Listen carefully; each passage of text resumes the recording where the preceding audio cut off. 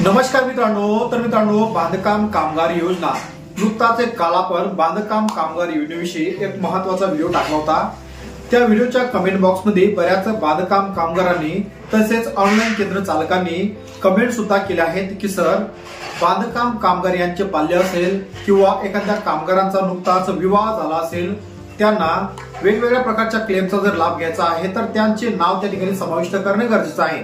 तर मग आता बाहेरून ही साईट अद्यापही बंद आहेत। जर आता आम्हाला या ठिकाणावर नाव त्या ठिकाणी समाविष्ट करायचं असेल तर यासाठी काही उपाययोजना सुचवा। तर मित्रांनो, त्यांच्यासाठी आजचा हा महत्त्वाचा व्हिडिओ आपण या ठिकाणी बनवणार आहेत। तर या व्हिडिओला सुरुवात करण्याआधी चॅनलवर तुम्ही पहिल्यांदा असाल चॅनलला सबस्क्राइब करून बाजूला असलेल्या बेल आयकॉनला नक्कीच प्रेस करायचा आहे, अशाच प्रकारचे महत्त्वपूर्ण अपडेट व्हिडिओ तुम्हाला भेटत राहण्यासाठी। तर चला करूया या व्हिडिओला सुरुवात। तर मित्रांनो, बांधकाम कामगार योजना ही कामगार कल्याणकारी मंडळाची आतापर्यंतची सर्वात महत्त्वाची योजना आहे। या योजनेमार्फत बांधकाम कामगारांना वेगवेगळ्या प्रकारच्या शैक्षणिक क्लेम असेल किंवा इतर कोणता क्लेम असेल याचा थेट डायरेक्ट त्यांच्या खात्यावर लाभ दिला जातो। तर मग आता बांधकाम कामगारांचा ज्यावेळेस रजिस्ट्रेशन केलं तर बऱ्याच कामगारांनी त्यांच्या पाल्यांचं नाव त्या ठिकाणी टाकलेलं नसतं। तर मग आता त्यांच्या पाल्यांना शैक्षणिक स्कॉलरशिप मिळावी म्हणून त्यांचं नाव त्या ठिकाणी समाविष्ट असणं गरजेचं आहे। तर मग आतापर्यंत बांधकाम कामगार योजनेची साईट ही बाहेरून बंद करण्यात आली होती। तर आता नुकतीच जवळपास 15 ते 20 दिवसा अगोदर ही वेबसाईट बाहेरून सुरू करण्यात आली आहे। तर आता बांधकाम कामगारांना त्यांच्या पाल्यांचा शैक्षणिक क्लेम भरायचा असेल तर नाव समाविष्ट कसं करायचं या संदर्भात आपण पाहूया। तर मित्रांनो, तुम्ही बाहेरून अपडेटची साईट जर ओपन केली तर त्या ठिकाणी नाव समाविष्ट होत नाही। तर मग आता नाव समाविष्ट करायचं कसं? तर मित्रांनो, एक महत्त्वाचा किंवा एक लेखी अर्ज तुम्ही सुद्धा करू शकता। तर तुम्ही बांधकाम कामगार कार्यालयात जर गेला असाल तर त्या ठिकाणी सुद्धा त्यांनी सांगितलं असेल की नाव अद्याप समाविष्ट करणं बंद आहे। तर मग आता हे समाविष्ट करायचं कसं? मित्रांनो, या संदर्भात आपण एक महत्त्वाचा व्हिडिओ आपल्या युट्यूब चॅनल सुद्धा बनवून ठेवला होता, परंतु ती लिंक आता ओपन होत नाही।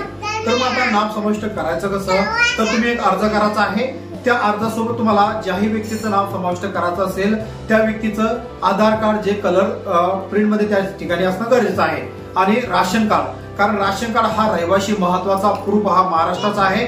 त्यामुळे राशन कार्ड, आधार कार्ड, एक ग्रामपंचायत रहिवासी दाखला आणि बांधकाम कामगार पावती जर नसेल तर बांधकाम कामगार आयडेंटिटी कार्ड हे संपूर्ण कागदपत्र घेऊन तुम्हाला तुमच्या नजीकचं जे बांधकाम ऑफिस आहे, जे जिल्हा ऑफिस आहे, मेन ऑफिस आहे, या ऑफिस मध्ये तुम्हाला ही संपूर्ण कागदपत्र त्या ठिकाणी नेऊन द्यायचे आहे। कागदपत्र दिल्यानंतर मित्रांनो, जवळपास 10 ते 15 दिवसानंतर तुमच्या अर्जावर त्या ठिकाणी प्रक्रिया केल्या जाणार आहे।